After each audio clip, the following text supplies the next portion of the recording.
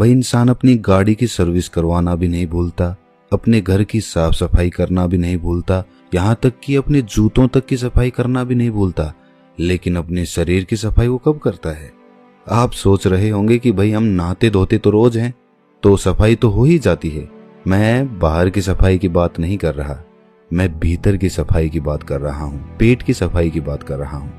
भाई वाघ भट्ट जी ने आयुर्वेदा में लिखा है कि 99% बीमारियां पेट से पैदा होती हैं। चलिए पहले ये समझ लेते हैं कि हमारे पेट से बीमारियां पैदा कैसे होती हैं, और तभी हम समझ पाएंगे कि फिर उस पेट को साफ कैसे करना है।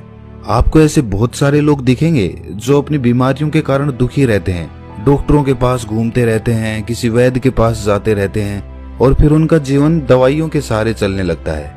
और ये भी हकीकत है कि उन दवाइयों से उन्हें कुछ देर के लिए तो आराम हो जाता है, लेकिन उस बीमारी की जड़ कभी नहीं जाती। और जैसे ही वो दवाई लेना छोड़ते हैं तो दर्द फिर से उनको परेशान करने लग जाता है। भाई कितने ही लोग आपने देखे होंगे, और वास्तविकता में तो आपके परिवार में भी ऐसे लोग होंगे। किसी के हाथ में दर्द होता है, किसी के घुटनों में दर्द होता है, किसी के पैर में दर्द होता है, और किसी के डायबिटीज है, किसी का लीवर खराब है, किसी को पथरी है। लेकिन समझने की बात यह है कि जिस तरह एक बीज से एक पेड़ बनता है, उसी तरह हमारे पेट में जमा गंदगी से ही इन सारी बीमारियों का जन्म होता है। भाई ये तो हम सभी जानते हैं कि फलों और कच्ची सब्जियों को पचने में तकरीबन 2 से 3 घंटे लगते हैं। वहीं पर अगर हम अनाज की बात करें, जैसे गेहूं या फिर कोई और अनाज, तो उसको पचने में 5 से 6 घंटे लगते हैं। लेकिन अगर हम बात करें मांस या मछली या फिर नॉन वेज की, तो उसको पचने में 15 से 20 घंटे लग जाते हैं। अब जो हम खाते हैं वो किस तरह गंदगी के रूप में हमारे शरीर में जमा हो जाता है, ये बड़े ध्यान से समझना। ये समझोगे तभी ये समझ पाओगे कि उस गंदगी को बाहर कैसे निकालना है। इससे मैं आपको आसान तरीके से एक उदाहरण के माध्यम से समझाता हूँ। मान लीजिए कि आप अपनी गाड़ी लेकर अपने घर से जाते हैं। रास्ते में गाड़ी सड़क पर चलती है, और कुछ दूर सड़क पर चलने के बाद सामने कीचड़ आ जाता है। अब जब कीचड़ में से गाड़ी होकर निकलेगी तो उसके टायर पे भी कीचड़ लगेगा, उसका टायर गंदा होगा। अब वो कीचड़ कुछ दूर बाद खत्म हो गया और आप फिर से सड़क पर आ गए। अब फिर से जब गाड़ी सड़क पर चलने लगेगी तो हो सकता है उसका कीचड़ हट जाए, लेकिन वो कीचड़ पूरी तरह से साफ नहीं होता, वो ऊपर ऊपर से साफ हो जाएगा। आप किसी चीज से साफ करेंगे तो भी वो ऊपर से ही साफ होगा, क्योंकि टायर पर जब हम देखते हैं तो उसमें लेयर्स बनी होती हैं, उसमें एक स्पेस बना होता है, एक जगह बनी होती है, और उसमें मिट्टी फंसी रहती है, कीचड़ भी उसी में फंसा रहता है। तो ऊपर से साफ करने पर वो ऊपर ऊपर से साफ होता है। उस टायर को पूरी तरह से साफ करने के लिए आपको तेज प्रेशर से उस पर पानी डालना होगा, तब उस बीच वाले स्पेस से वो मिट्टी निकल कर बाहर आएगी। लेकिन अगर हम हाई प्रेशर से उस पर पानी नहीं मारते हैं तो वो मिट्टी सालों सालों तक उसमें फंसी रहती है और टायर यूं ही चलता रहता है। उसी तरह जब हम कोई खाना खाते हैं तो पहले तो वो खाना हमारे मुंह में आता है, मुंह में हम उसे चबाते हैं, फिर वो हमारे पेट में पहुंचता है, जहां पर हमारी इंटेस्टाइन उसमें से रस लेती है, उसमें से जो भी न्यूट्रिशंस होते हैं उन्हें खींच लेती है, और उसके बाद उसे स्मॉल इंटेस्टाइन में भेज देती है, जहां से वो अपने रास्ते से बाहर आ जाता है। लेकिन हर प्रकार के खाने को पचने में अलग अलग समय लगता है, ये तो हमने सीख लिया, अभी पीछे बताया था। तो इससे पहले कि वो खाना पच पाता, हमारे इंटेस्टाइन उसमें से जरूरी न्यूट्रिएंट्स निकाल पाती, उससे पहले ही हम कुछ और खा लेते हैं। अब वो भी तो जाएगा, अब वो खाना जो हमने अभी खाया है वो भी इसी रास्ते से वहीं पर पहुंचेगा। तो अब जो खाना पहले से हमारे पेट में पड़ा हुआ है, जो पूरी तरह से हजम भी नहीं हुआ है, डाइजेस्ट नहीं हुआ है, वो अभी उस पर प्रेशर लगेगा। किसका? जो खाना हमने अभी खाया है उसका, क्योंकि वो भी तो उसी रास्ते से आगे जाने वाला है, और आगे तो जाम लगा पड़ा है। तो ये खाना उसको धक्का मारेगा और वो पुराना खाना बिना पूरी तरह से डाइजेस्ट हुए आगे निकल जाएगा। लेकिन जब ये हाफ डाइजेस्टेड खाना बिना पूरी तरह से हजम हुए आगे बढ़ जाता है तो ये पीछे छोड़ जाता है बैक्टीरियाज के भंडार। बहुत सारे बैक्टीरियाज होते हैं जो पीछे छूट जाते हैं, और ये बैक्टीरियाज हमारे इंटेस्टाइन से, यानी कि हमारे पेट की, हमारे स्टमक की जो इनर वॉल्स होती हैं उनसे चिपक जाते हैं, चिपट जाते हैं। उसी तरह जैसे वो कीचड़ उस गाड़ी के पहिए पर लगा था, ठीक उसी प्रकार अब हमारी इंटेस्टाइन तो खाने से न्यूट्रिशंस खींचने के लिए बनी है। तो जब हमारी इंटेस्टाइन खाने से न्यूट्रिशंस खींचती है और शरीर के दूसरे अंगों में उन्हें पहुंचाती है, तो उन न्यूट्रिशंस के साथ ये बैक्टीरियाज जो पहले से ही हमारे इंटेस्टाइन से चिपके हुए थे, ये भी खून के साथ अलग अलग अंगों में पहुंच जाते हैं। जब ये बैक्टीरिया वाला खून हमारे शरीर के अलग अलग अंगों पर पहुंचता है तो अलग अलग प्रकार की बीमारी पैदा होती है। जैसे जब ये लीवर में पहुंचेगा तो वहां पर पथरी बनने के चांसेस रहेंगे, जब ये दिल के पास पहुंचेगा तो दिल का दौरा पड़ने के चांसेस रहेंगे, और जब ये मस्तिष्क में पहुंचेगा तो ये दिमाग की बीमारी पैदा कर देगा। और इसी प्रकार जहां भी ये पहुंचेगा, जोड़ों में पहुंचेगा तो जोड़ों का दर्द पैदा करेगा। तो इसीलिए समय समय पर हमें अपने पेट की सफाई करते रहना चाहिए, ताकि हमारे इंटेस्टाइन में वो बैक्टीरिया जमा ना होने पाए। चलिए मैं आपसे पूछता हूँ कि घर की सफाई करने के लिए सबसे पहला स्टेप क्या होता है? भाई कॉमन सेंस की बात है कि अगर हमें अपने कमरे की सफाई करनी है तो हमें कमरे को खाली करना होगा।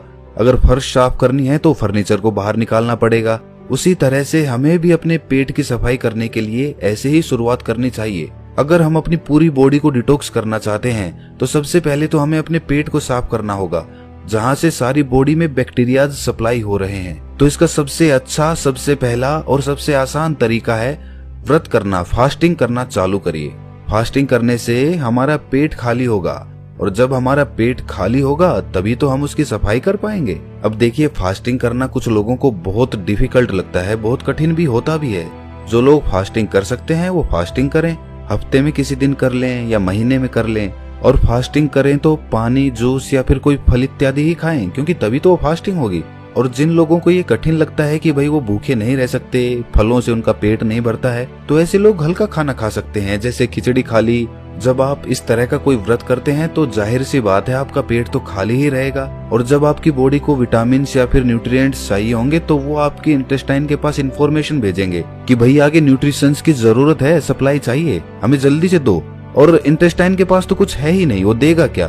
तो जो बैक्टीरियाज इंटेस्टाइन पे पहले से चिपके होते हैं, खून उन्हीं को लेकर उन अंगों के पास पहुंच जाता है, और इस तरीके से वो इंटेस्टाइन यानी कि हमारे पेट की वो इनर वॉल्स साफ हो जाती हैं, उन पर से बैक्टीरिया हट जाता है। लेकिन अब वो बैक्टीरियाज हमारे खून में मौजूद हैं, तो अपने खून में से वो बैक्टीरियाज निकालने के लिए आपको पसीने निकालने चाहिए। आप जितने पसीने निकालेंगे उतना ही आपका खून डिटॉक्स होता जाएगा। जो हमारी स्किन में छोटे छोटे पोर्स होते हैं ना, जहाँ से पसीना बाहर आता है, तो उस पसीने के साथ जो हमारे खून में जो अनवांटेड मटेरियल्स होते हैं वो भी बाहर आ जाते हैं। लेकिन एक बात सच बताना, आप में से बहुत सारे लोग ना सोचते तो होंगे कि कल से हम अच्छा रूटीन बनाएंगे, डेली एक्सरसाइज करेंगे, अच्छा खाना खाएंगे और अपने शरीर का ख्याल रखेंगे।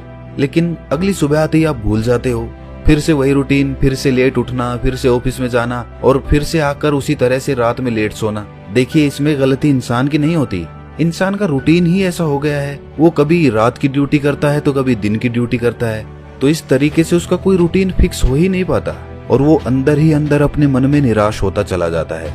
भाई किस तरह से एक्सरसाइज स्टार्ट करोगे? टाइम तो मिलता ही नहीं तुम्हें, कैसे अपना ख्याल रखोगे बताओ मुझे। तो दोस्त, इसके लिए विकल्प होते हैं। अगर तुम ध्यान से सोचोगे, दिमाग लगाओगे तो तुम्हें ऐसे तरीके मिल जाएंगे। भाई इसके लिए हमें जापान के लोगों से सीखना चाहिए। जापान के लोगों का भी शेड्यूल इसी तरह बिजी रहता है, उन्हें टाइम मिल ही नहीं पाता कि वो एक्सरसाइज करें। उस देश में भी ज्यादातर लोगों को टाइम मिल ही नहीं पाता कि वो एक्सरसाइज कर लें, इसीलिए वो अपने पास एक साइकिल रखते हैं। कहीं जाना हो इधर उधर, छोटी मोटी जगहों पे, ज्यादा दूर नहीं जाना हो, वहां पर वो अपनी साइकिल का इस्तेमाल करते हैं, वरना तो पब्लिक ट्रांसपोर्ट में या फिर खुद की कार से ट्रेवल करते हैं। ज्यादा दूर नहीं, लेकिन छोटी जगहों पे कुछ दूर जाने के लिए वहां तो हम साइकिल का इस्तेमाल कर सकते हैं। इससे हमारी थाइज में जो पेल्विक मसल्स होती है ना, उन पे बहुत अच्छा काम होता है। साथ में हमारा पसीना भी निकलता है, तो उससे हमारी बॉडी भी डिटॉक्स हो जाती है और इसके साथ ही कोई पोल्यूशन भी नहीं होता, प्रदूषण से भी हम बचे रह जाते हैं। अगर साइकिलिंग करने में इंटरेस्टेड नहीं हो तो फिर डांस कर लो या फिर रनिंग कर लो, जिस तरीके से भी हो, बस अपने शरीर से पसीना निकालो ताकि आपके जो पोर्स है ना स्किन के, वो एकदम क्लियर हो जाए। होता है उनको जल्दी पकाने के लिए या फिर उन पर कोई रोग ना लग जाए, इसलिए उन पर दवाइयों का छिड़काव किया जाता है। और जब हम उन फल और सब्जियों को खाते हैं तो वो पेस्टिसाइड्स हमारे अंदर, हमारी बॉडी में एंटर कर जाते हैं। तो उन पेस्टिसाइड्स की वजह से हमारे अंदर बहुत सारे बैक्टीरियाज पैदा होते हैं, जिनसे बहुत सारी बीमारियां पैदा होती है। और सबसे बड़ी बीमारी जो उससे पैदा होती है वो होती है कॉन्स्टिपेशन की। कुछ लोगों को हमेशा कॉन्स्टिपेशन रहता है, वो जब भी सुबह बाथरूम में जाते हैं तो उनका पेट अच्छे से साफ ही नहीं होता। इसकी वजह से वो पूरे दिन परेशान रहते हैं, स्ट्रेस में रहते हैं, कुछ भी अच्छा नहीं लगता, कुछ खाने का मन नहीं करता, भूख नहीं लगती। तो उन लोगों के लिए त्रिफला चूर्ण सबसे अच्छी औषधि मानी जाती है। त्रिफला के नाम से ही पता चलता है कि ये 3 फलों से मिलकर बना होता है। आंवला और हरड़ त्रिफला चूर्ण के मेन कंपोनेंट्स होते हैं। आंवला में विटामिन सी होता है, फाइबर होता है, और वहीं पर हरड़ एक बहुत अच्छा एंटीबैक्टीरियल होता है। जिस दिन आप सुबह सुबह नींबू पानी नहीं पीने वाले, उस दिन आप त्रिफला चूर्ण का सेवन करें। एक छोटी चम्मच अच्छे से गुनगुने पानी में मिलाकर पी जाओ। उसके बाद देखना क्या कमाल होता है, खाना अच्छे से डाइजेस्ट होगा। सुबह पेट इतने अच्छे से खाली होगा कि पूरा दिन हल्का हल्का महसूस करोगे। और इसे भी रोज लेने की जरूरत नहीं है भाई। एक हफ्ता आपने नींबू का पानी ले लिया, फिर किसी दूसरे हफ्ते आपने त्रिफला चूर्ण का सेवन कर लिया। इस तरह अल्टरनेट तरीके से इनका इस्तेमाल करना है। कहीं पता चले कि आप नींबू पानी भी पी रहे हैं और साथ में त्रिफला चूर्ण का भी सेवन कर रहे हैं, ऐसा मत करना। अच्छा, एक राज की बात बताता हूँ। जो लोग अल्कोहल ज्यादा पीते हैं ना, उसकी वजह से उनकी बॉडी में एसिडिटी बढ़ जाती है। तो ये जो त्रिफला चूर्ण है, ये उस अल्कोहल के इफेक्ट को भी बहुत कम कर देता है। अच्छा देखिए, अगर आप पहले से कोई और दवाई ले रहे हैं तो त्रिफला चूर्ण को अवॉइड करना या फिर अपने डॉक्टर से कंसल्ट करके तभी लेना। अच्छा, एक और बहुत अच्छा तरीका होता है बॉडी को डिटॉक्स करने का, और वो है कि खाने से पहले फ्रूट्स या फिर सैलेड खा लो अच्छे से पेट भर के। उससे क्या होता है कि फलों में और सलाद में ना फाइबर होते हैं बहुत अच्छी मात्रा में। जब वो फाइबर हमारी बॉडी में पहुंचते हैं तो वो ल्यूब्रिकेशन पैदा करते हैं, जिस ल्यूब्रिकेशन की वजह से जो हम खाना खाते हैं वो कहीं पर अटकता नहीं है, वो आसानी से नीचे चला जाता है। और खाना कभी भी पूरा पेट भर के मत खाना। खाना हमेशा 80% के लगभग ही खाना चाहिए। 20% जगह पेट में खाली रहनी चाहिए। ये सारे तरीके आपकी बॉडी को पूरी तरह से डिटॉक्स कर देंगे। इनमें से कुछ तरीके थोड़े आसान हैं तो कुछ तरीके थोड़े कठिन हैं। आप अपनी सुविधा के अनुसार कोई भी तरीका अपना सकते हैं, लेकिन ये सारे तरीके बॉडी को डिटॉक्स करने के लिए हैं। माइंड को डिटॉक्स करने के लिए कुछ अलग तरीके होते हैं। अगर इस वीडियो में हम डिस्कस करेंगे तो ये वीडियो बहुत लंबी हो जाएगी, लेकिन आप ये जान लीजिए कि जितना जरूरी बॉडी को डिटॉक्स करना है, उससे कहीं ज्यादा जरूरी माइंड को डिटॉक्स करना होता है। क्योंकि हमारे माइंड में ना बहुत सारा स्ट्रेस है, बहुत एंजाइटी है, बहुत सारे डर है, फियर है, ईर्ष्या है, जलन है, द्वेष है, पता नहीं किस किस तरह के इमोशंस हमारे दिमाग के अंदर भरे पड़े हैं, जो कभी खाली ही नहीं होते, जो वहीं पर अटके रह जाते हैं और हमें हमेशा परेशान करते रहते हैं, नई नई बीमारियों को पैदा करते रहते हैं।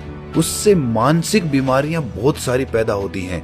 डिप्रेशन हो जाता है, हमेशा दुखी रहना, खोया खोया रहना, समाज से कटके रहना, किसी से मिलना जुलना नहीं, कॉन्फिडेंस कम हो जाना, अपने एक्सप्रेशन दूसरों के सामने एक्सप्रेस ना कर पाना, ये सारी प्रॉब्लम्स माइंड डिटॉक्स